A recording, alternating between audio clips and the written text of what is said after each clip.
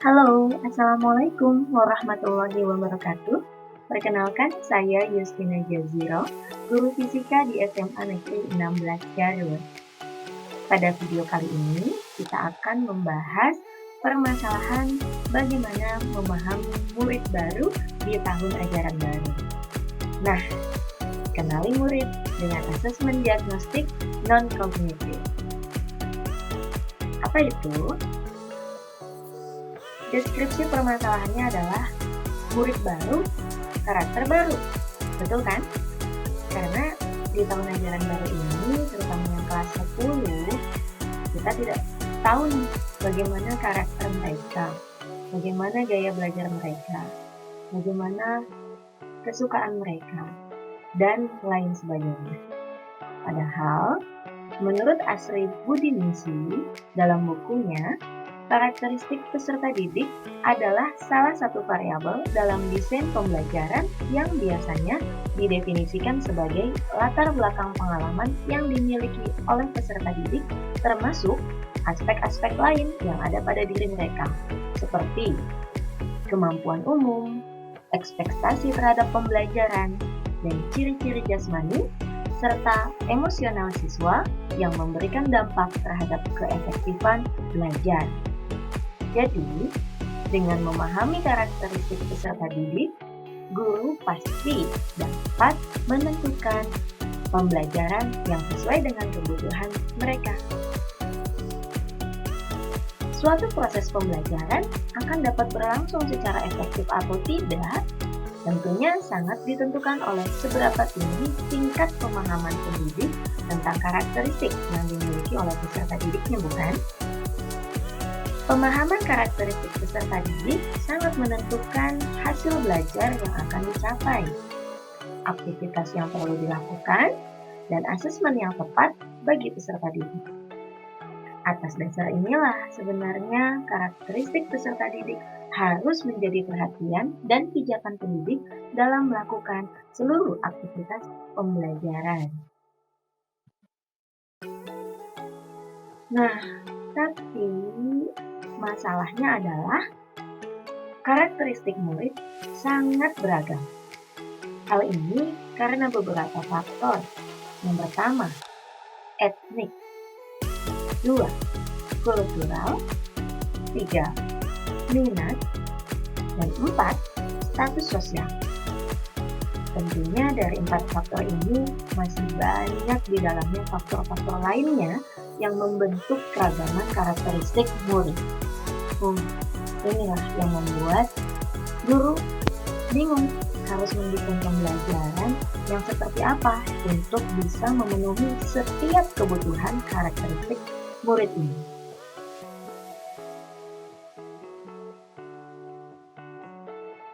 Oke, salah satu alternatif solusi yang saya lakukan untuk permasalahan mengenali karakteristik murid adalah dengan melakukan asesmen diagnostik non-kognitif pada awal pertemuan. Jadi ini saya lakukan pada saat pertemuan pertama pelajaran fisika di kelas dengan membagikan link Google Form yang berisi pertanyaan-pertanyaan yang akan menggambarkan karakteristik mereka. Jadi di sana mereka akan menceritakan tentang diri mereka, tentang hobi mereka seperti apa. Nah, bagaimana isi asesmen diagnostiknya? Kita lihat berikutnya. Nah, ini dia. Hasil pemecahan masalahnya ternyata saya dapatkan. Yang pertama adalah gaya belajar. Saya mengampu mata pelajaran fisika pada 7 kelas 11 MIPA 1 sampai kelas 11 MIPA 7. Dan wow, ternyata hasilnya untuk gaya belajar saja sudah sangat beragam seperti ini. Kelas 11 MIPA 1 menunjukkan data bahwa gaya belajar mereka kebanyakan visual. Begitupun dengan kelas 11 MIPA 2, 11 MIPA 3, 11 MIPA 4, 11 MIPA 5, 11 MIPA 6, 11 MIPA 7. Artinya dominan untuk kelas 11 gaya belajarnya adalah visual. Untuk itu, guru harus menampilkan suatu pembelajaran yang menarik visual mereka, bukan? Nah, tapi jangan pula kita acuh dengan data gaya belajar siswa yang lainnya. Seperti yang terjadi pada kelas 11 MIPA 5. Presentase gaya belajar visual, audio, dan kinestetik hampir sama. Artinya, ketiga gaya belajar ini harus kita kombinasikan di kelas agar setiap murid bisa mengalami pembelajaran yang menyenangkan dan bermakna.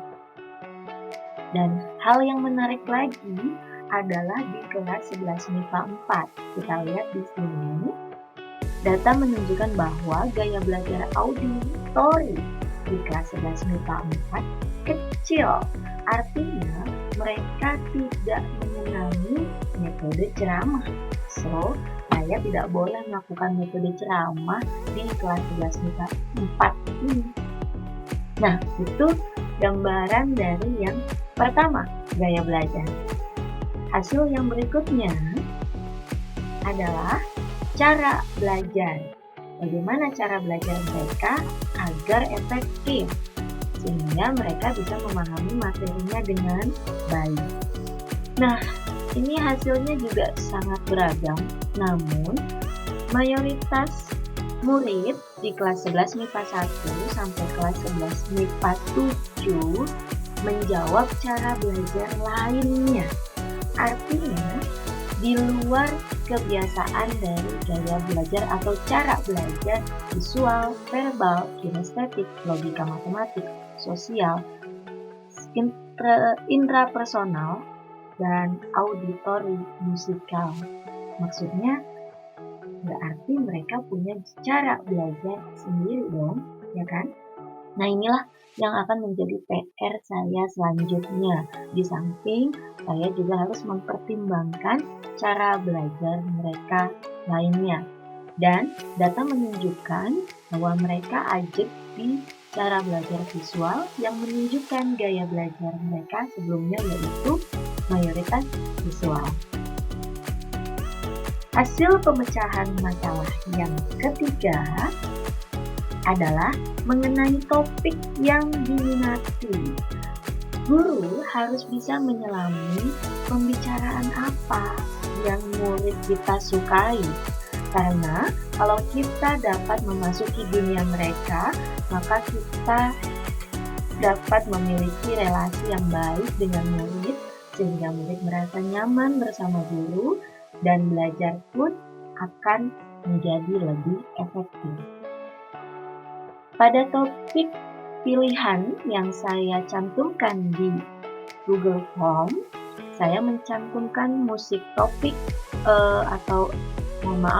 musik, olahraga, film, politik, games, alam, makanan, dan ekonomi.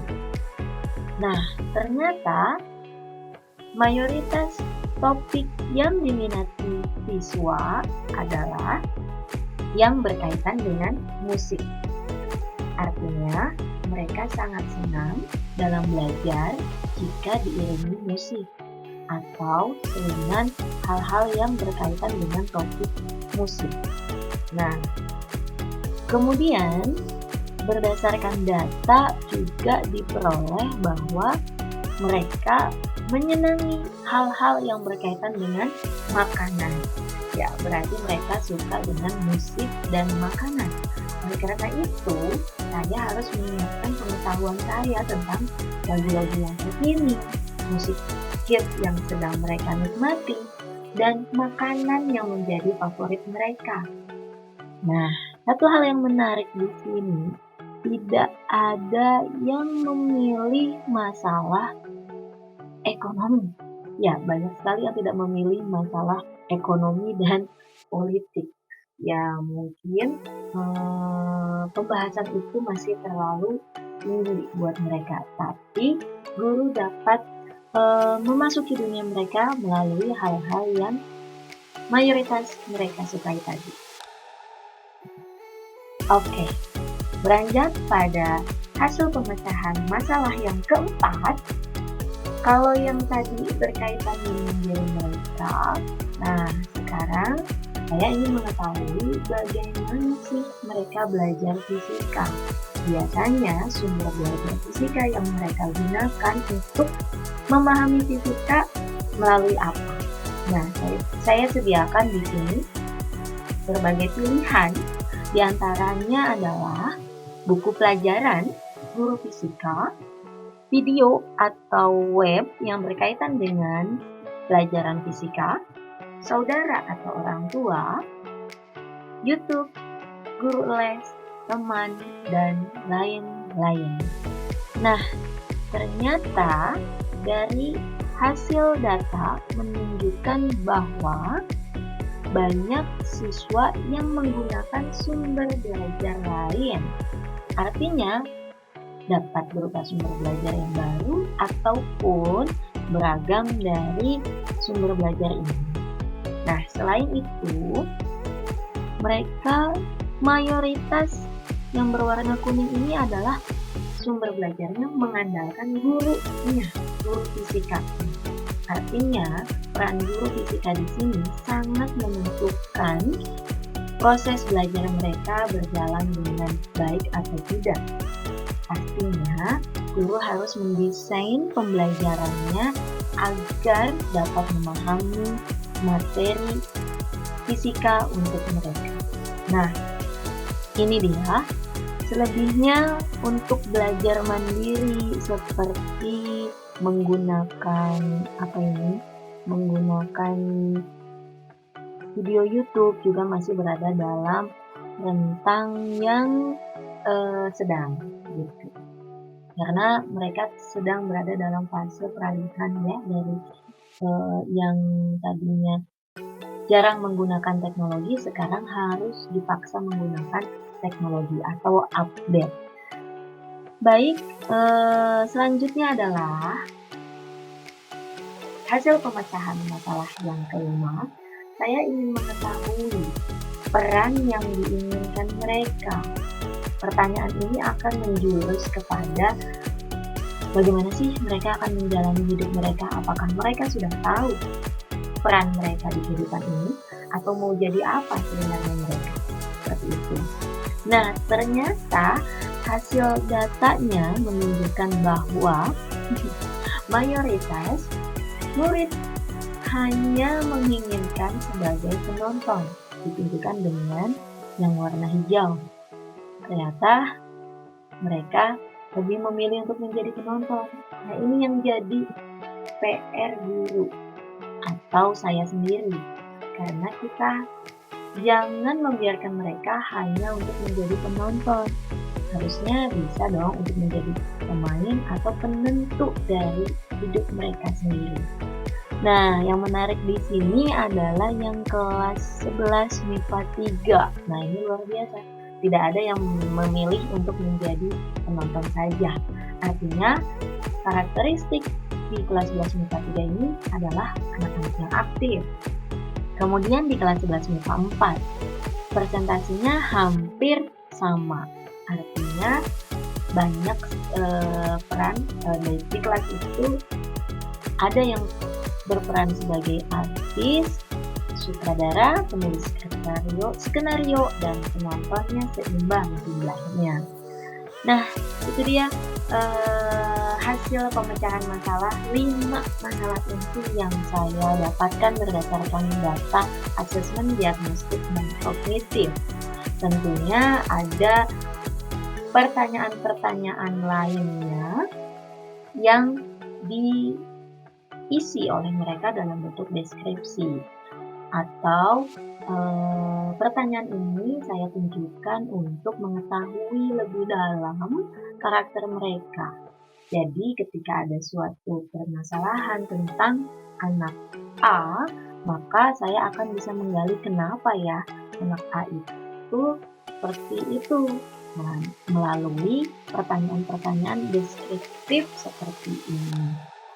Menceritakan bagaimana hobi mereka, bagaimana mereka menyenangi hobinya itu, lalu panggilan kesayangannya, kelebihannya apa, pendapat mereka tentang kata fisika yang muncul di benaknya, pengalaman yang menyenangkan dan kurang menyenangkan bagi mereka, kegiatan pembelajaran yang diharapkan, dan punishment and reward ketika mereka melakukan sesuatu. Nah, seperti itu hasil pemecahan masalah berdasarkan asesmen diagnostik non-kognitif. Lalu langkah selanjutnya bagi guru adalah lakukan pembelajaran berdiferensiasi. Pembelajaran berdiferensiasi merupakan usaha untuk menyesuaikan proses pembelajaran di kelas guna memenuhi kebutuhan belajar setiap individu. Dalam hal ini adalah murid kita. Penyesuaian yang dimaksud terkait minat, profil belajar, dan kesiapan murid agar tercapai peningkatan hasil belajar. Sudah siap Bapak Ibu Guru untuk melakukan pembelajaran berdiferensiasi? Harus dong. Oke, terima kasih untuk semuanya yang telah menyimak video pemecahan masalah kali ini. Semoga bisa bermanfaat dan menginspirasi Bapak Ibu Guru semuanya dalam mendesain suatu pembelajaran yang lebih baik lagi untuk Indonesia yang merdeka belajar. Terima kasih. Jangan lupa untuk like, comment, and subscribe. Thank you. Wassalamualaikum warahmatullahi wabarakatuh.